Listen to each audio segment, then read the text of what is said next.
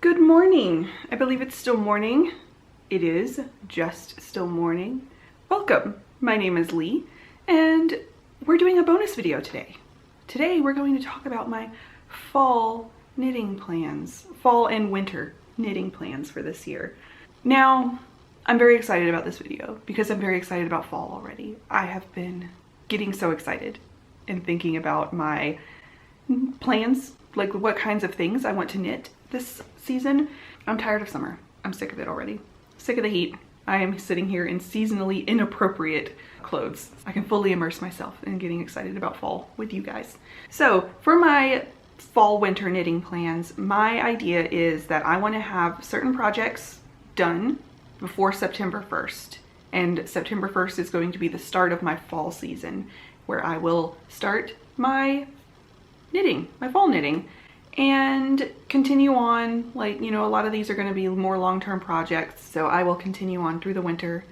I will include my winter cast on plans as well, because these will all kind of like bleed into each other, including Christmas knitting. Yes, I would like to finish my sweaters that I have going. I currently have 3. I have my Moonset Tee by Ozetta, I have my Twigs by Junko Okamoto, and I have my Irish Rover pullover by Tetty of Tetty's Knit Garden. I would like to finish all 3 of those by the end of August. I think I can do it. At least 2 of them will be done, which I will be happy with. My Twigs is a pretty autumnal knit anyway, so I can carry that over if I need to. But that's the ultimate plan. So on September 1st, I will be able to start my fall knitting guilt-free, and I'm very excited. That's also August 31st is the end of summer sock camp, so socks will be done. At least knit along socks will be done.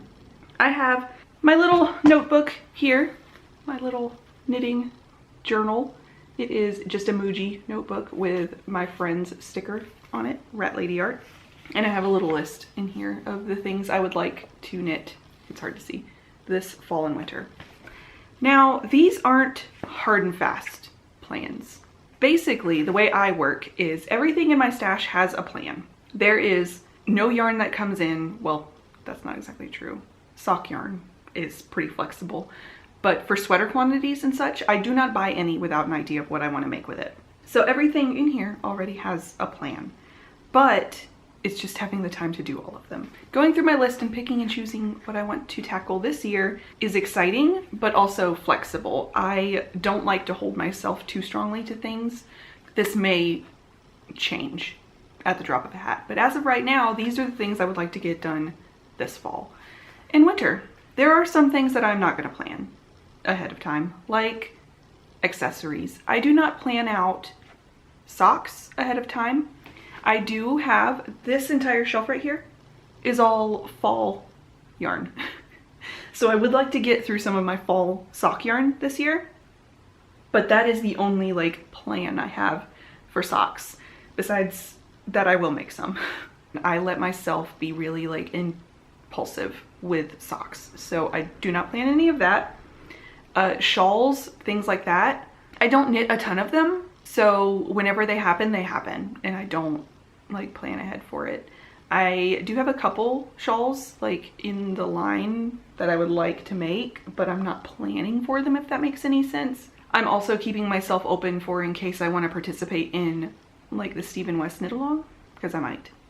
Don't know. I didn't last year, but I did the year before. I really liked the one the year before, but I did not like the one last year, so I was glad I didn't participate. So we'll see. But for big things, I've made a list. Now, some of these things you will have seen before or seen me talk about before as things I would like to get done. The one sock related goal I would like to have for this season is I would like to knit some rustic socks. I have a little collection of rustic sock yarns that I haven't touched yet. And it feels almost like in my head they've become too precious, which is silly. It's sock yarn. I should just knit with it. But I would like to this fall actually knit a pair, at least one pair of rustic socks. Now, this isn't my whole collection, but I brought some of my rustic sock yarns over to show you. I do only have these 2 brands, but this is a selection of rustic sock yarns that I have. Now, these are superwash. this kind. It is the John Arbin Textiles Exmoor sock.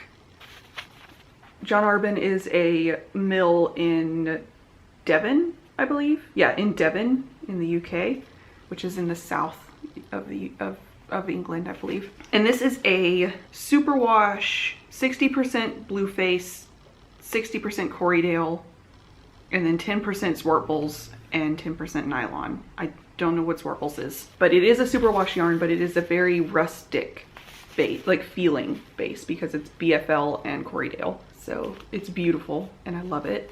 I have these two colors and I also have a couple more colors. I have actually 2 skeins of this one because it's so beautiful.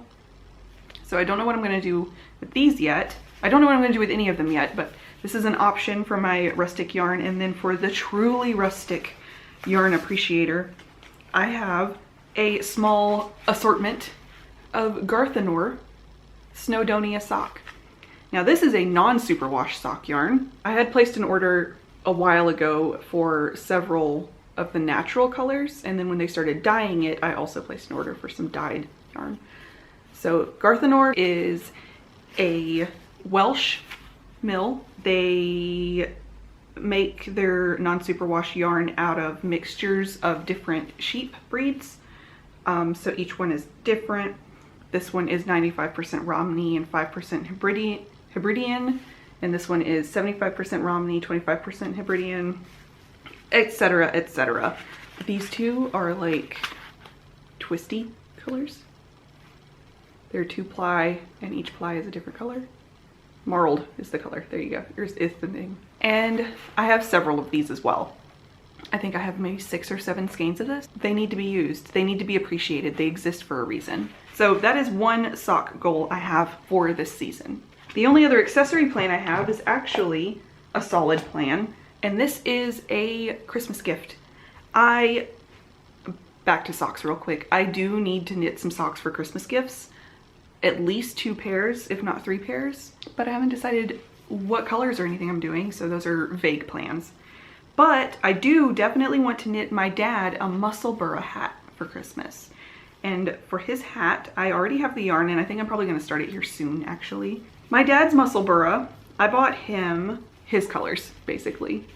I have Knit Picks Stroll Tweed in the colors, I can't see, Flagstone Heather and Prussian Heather, which is a dark tweedy gray and a dark tweedy navy blue. And I'm going to do a 2-color Musselburgh that is reversible. Hopefully he will get a lot of wear out of it.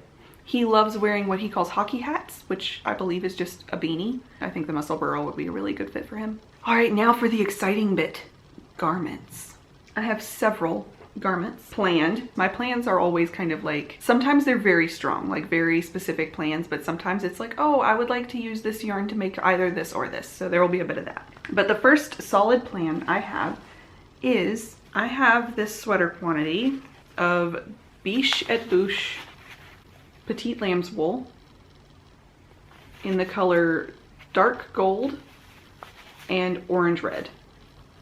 And I want to use these to make a Forest Keys vest by Tetty of Tetty's Knit Garden.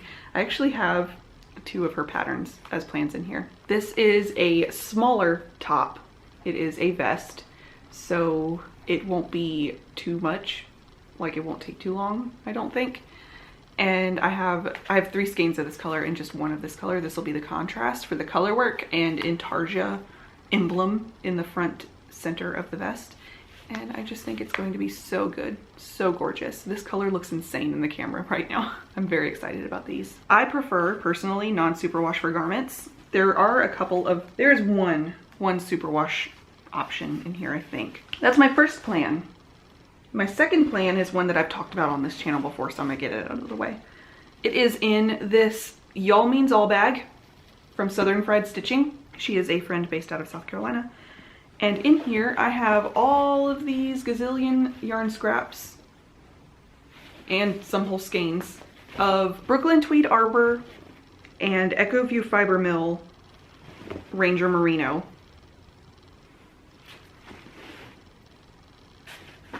To make a Douglas cardie. The Douglas Cardi is a, I just pulled out all of these whole skeins. These are extras. Everything in here except, I mean, these aren't. These were actually meant for something else, but I want to use them. This is basically all extras of stuff. Like entire extra skeins from other projects that I just didn't need. And scraps and whatnot. I wanted to use them to make something good. So they are all going together into a Douglas Cardi, a pattern by Andrea Mowry, a big, squishy, oversized, grandpa style cardigan. I have never knit a cardigan. So this fall is going to be the fall that I knit a cardigan. Next plan is not solid, but I have been really wanting, oh yeah, those first two were solid plans. The other three are not. I have 3 more garments planned and none of them are actual like solid plans. They're all like this or that. So this first one is Peace Fleece. I have this gorgeous Peace Fleece in the color Gonna Be Alright. And this is Peace Fleece worsted, so it's actually a heavy worsted, closer to Aran weight yarn. And I have 8 skeins of this, and I wanted to make a big squishy oversized sweater out of it, but I think I might actually use this to make the Miles shirt jacket by Ozetta, because I've been eyeballing that pattern since it came out. I love it so much. And I wanted like a dark neutral for it, but this is basically a dark neutral. Green is pretty neutral, honestly. And it's so dark. It is a very dark green. That is what I think I'm going to do with that. Like I said, we will see what I end up actually doing, but I think this is going to be a Miles shirt jacket. Very excited about that. Now, this one is pretty exciting.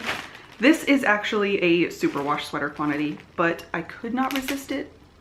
The only reason I buy superwash sweater quantities is if I absolutely cannot resist the color. Sometimes I don't mind superwash for garments if it's like a smaller garment, like lighter garments, summer tops, like fingering weight is not as important to me, but for like actual big sweaters, I don't want superwash. Except for here, this is an exception. This is a sweater quantity I ordered from Sorella Yarn last year, and this is the color 1692. This is on her classic DK base, which is just a 100% superwash merino wool. And it is this beautiful, amazing, oh my God. This was also a color from her Hocus Pocus collection. It was the contrast color in her Billy sock set. And I had that sock set and I knit those socks and I was in love every time I got to a heel or a toe or the contrast color. It was just so perfect, so beautiful. I said, I want a sweater out of it. So when she released it as part of her, re-released it under a different name as part of her Salem collection, I had to do it. So I have 6 skeins of this, which is a very generous sweater quantity. And I would like, I'm probably not going to use all 6 for a sweater because since it is superwash merino, 600 grams is a lot of weight for a sweater. So I'll probably have an extra skein for a hat or a pair of DK weight socks or something. But anyways, my options for this are either a White Horse by Caitlin Hunter, which is a like cabled yoke reverse stockinette sweater, or the Sea Mark sweater by Rachel Brockman. I'm not sure which. Which do you think I should use this yarn for? Tell me down below. I am excited about this yarn. My last plan for fall knitting is going to be my Christmas sweater this year. I actually have several Christmas sweaters planned and some of them are deeper stashed than this one, but I'm excited for this one, so I'm gonna go ahead and do it. And it's not going to be ridiculous Christmas, it's going to be subtle Christmas. But I'm getting very excited to knit up my Fiber for the People indoor sweater quantity. This is a gorgeous dark green. You can see I have a type. I love this color. It's such a good color. So luxurious. I bought a sweater quantity of a fingering weight and a Surrey, both an indoor. This is a organic merino fingering weight, 100% organic merino, and this is a just a standard Surrey silk And I'm going to hold these together to knit a purpurea sweater, which is a gorgeous cabled, all over cabled sweater by Tetty of Tetty's Knit Garden. Please appreciate how good that is going to look in this fuzzy goodness. And that will be my Christmas sweater. Goodness, I'm so excited. Actually going into my stash and pulling out yarns that I want to knit up and thinking of patterns to knit them into is getting me so excited to cast on new things. And I should not be casting on new things. These are my fall plans. Yeah, these are my plans. I have 1, 2, 3, 4, 5 sweaters. Well, 4 sweaters and 1 cardigan. 3 sweaters, 1 cardigan, and 1 vest. And a hat. That's not unreasonable. I don't think that's unreasonable at all. So that's it for my fall and winter knitting plans. I hope you enjoyed this little bonus video. Let me know down below if there is a specific pattern that you are very excited about knitting this fall and winter season, or a specific yarn in your stash that you would like to finally knit up. I would love to hear. Thank you all so much for joining me today, and I will see y'all in the next video.